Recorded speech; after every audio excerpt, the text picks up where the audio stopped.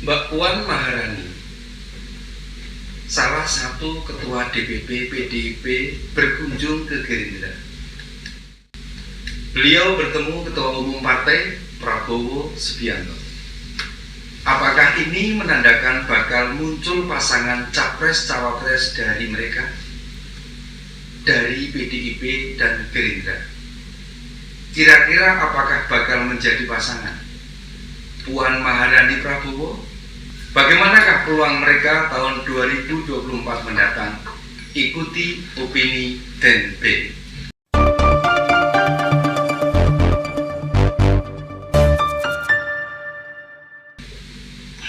Seperti yang kita ketahui, PDIP merupakan partai politik pemenang pemilu maupun pilpres, sementara Gerindra merupakan partai dengan perolehan suara terbanyak ketiga pada tahun 2014 dan perolehan suara terbanyak kedua pada tahun 2019. Akankah prestasi Partai Moncong Putih dan Kepala Garuda akan sesukses dua pemilu kemarin? Mungkin yang akan sedikit mengganggu pada hubungan keduanya, yakni pada dua pilpres sebelumnya mereka rivalitas, pesaing bahasa mudahnya. Lalu pada 2024 mereka bekerja sama dan akan memenangkan perebutan dengan partai lain. Sebab kalau mau jujur, belum ada parpol lain yang fair atau serius dengan nama capres diisi lain orang-orang yang berminat jadi capres. Juga masih belum mendapat kendaraan politik mereka. Misalnya ada nama Erick Thohir, ada Sandiaga Uno, ada Anies Baswedan, bahkan ada Ganjar Pranowo yang belum tentu dengan mudah memperoleh persetujuan partai. Erlangga Hartarto, Muhaimin Iskandar, AHY, atau Suharto Mono Arfa. Apakah sudah yakin kader mereka di parpol yang dipimpinnya pasti mendukung? Untuk Suharto, belum apa-apa malah kabar terbaru dipecat dari Ketua Umum Partai Persatuan Pembangunan. Atau lihat nama-nama tadi. Di urutan berapakah mereka dalam berbagai survei elektabilitas capres lembaga survei? Apakah ini menjadikan Prabowo Puan? Mohon maaf jika disingkat menjadi Prawan. Prabowo Puan Maharani bakal lebih terang benderang. Selancar itukah keduanya dalam proses pencalonan capres-cawapres? Benarkah elit PDIP akan legowo begitu saja menerima Puan sebagai cawapres? Meski PDIP dua kali kampion pemilu dan pilpres, benarkah sang Ketua Umum PDIP Ibu Megawati Soekarno Putri, yang notabene Ibunda Puan Maharani, otomatis memberikan persetujuan? Gerindra sendiri sudah menyuarakan bakal mengusung Prabowo jauh-jauh hari sebelumnya. Prabowo juga di depan kadernya sudah bilang siap jadi capres. Pas acara Rapimnas Gerindra kemarin itu loh. Masa sudah menyatakan siap capres, tiba-tiba batal. Dan Prabowo diposisikan sebagai cawapres. Apa enggak turun gengsi? Meski jika jadi cawapres pada 2024, itu bukan yang pertama kali.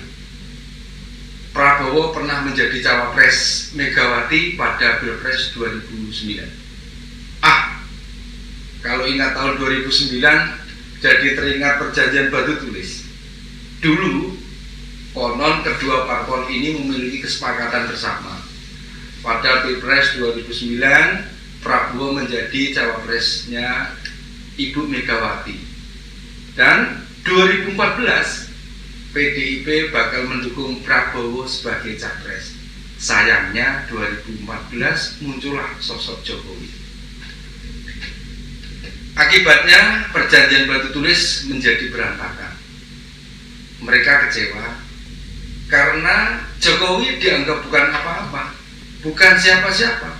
Sebelumnya cuma gubernur DKI.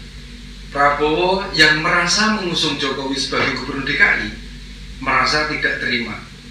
Maka dengan gagah perkasa menyatakan siap bertarung dengan Jokowi. Ujung-ujungnya 2 kali pilpres kalah dan sekarang malah jadi menterinya Jokowi.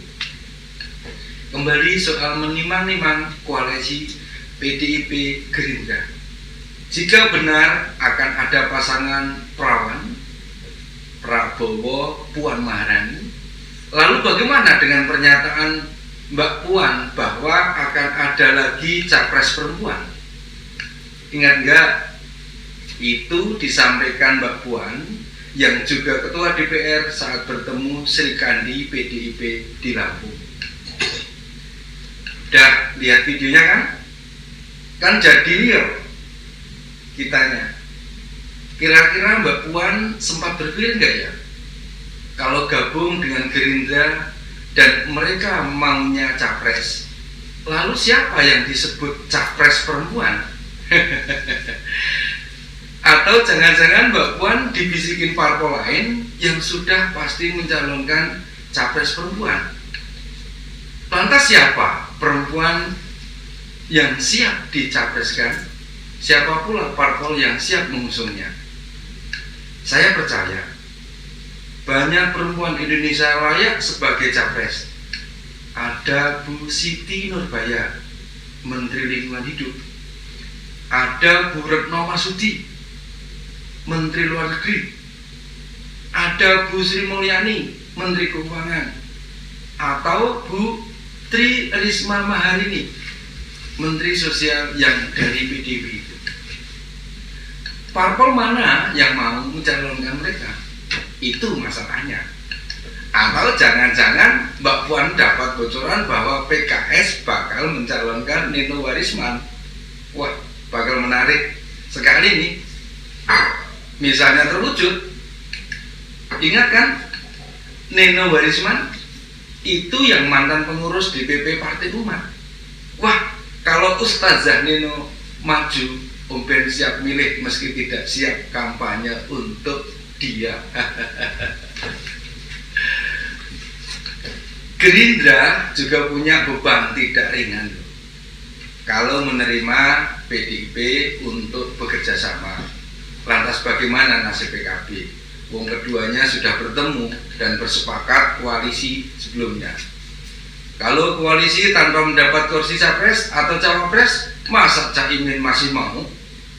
Kan konon katanya Pak Wapres yang sekarang, Kiai Haji Ma'ruf Amin, itu wapres karena perjuangan Caimin. Masa di 2024 PKB malah nggak dapat apa-apa? Kalau kursi menteri, PKB sudah biasa dapat jatah. Sejak reformasi PKB selalu menempatkan kadernya sebagai menteri. Masa kemarin berhasil memperjuangkan Kiai Haji Ma'ruf Amin sebagai wapres, besok 2024 tidak bisa menjadikan Caimin wakil Prabowo? Apa kata dunia? Posisi Prabowo sebagai capres jelas harga mati bagi Gerindra. Apalagi bila koalisi dengan PDIP Perjuangan. Apa mereka mau kasus perjanjian batu tulis terulang? Pasti tidak.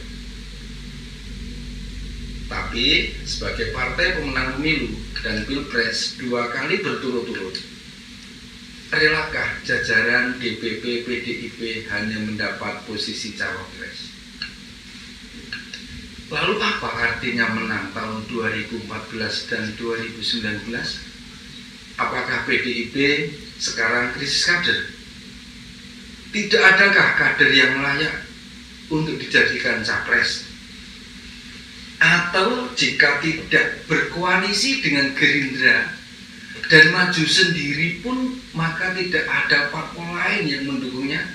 Bukankah selain Puan Maharani ada nama Ganjar Pranowo, Tri Risma Maharani, bahkan Basuki Cahayapurnama yang kadang-kadang nyelip dalam survei di antara nama-nama capres potensial. Berdasarkan Undang-Undang Nomor 7 Tahun 2017 tentang Pemilihan Umum, Pasal 222 yang berbunyi, pasangan calon diusulkan oleh partai politik atau gabungan partai politik peserta pemilu yang memenuhi persyaratan perolehan kursi paling sedikit 20% dari jumlah kursi DPR atau memperoleh 25% dari suara sah secara nasional pada pemilu anggota DPR sebelumnya. Coba kita cek datanya. PDI Perjuangan memperoleh 22,26% dari jumlah kursi DPR RI yang sebanyak 575, sementara partai lain tidak ada yang memenuhi klausul tersebut. Artinya apa? Artinya PDIP satu-satunya partai politik yang tidak membutuhkan koalisi dengan partai lain untuk mengusung capres. Masa dengan modal sebesar ini tidak percaya diri mengusung capres? Setelah mendengar apa yang Om Ben sampaikan tadi, jadi mikir kan, gimana ayo perkembangan koalisi Gerindra PDIP selanjutnya? Apakah masih ada pertemuan-pertemuan lanjutan untuk mendalami kesepakatan? Akan berhenti begitu saja karena setelah ditimang-timang PDIP yang rugi? Atau kesepakatan batu tulis akan dijalankan di 2024? Jika iya, bakal ada pasangan capres-cawapres perawan Prabowo Puan Maharani.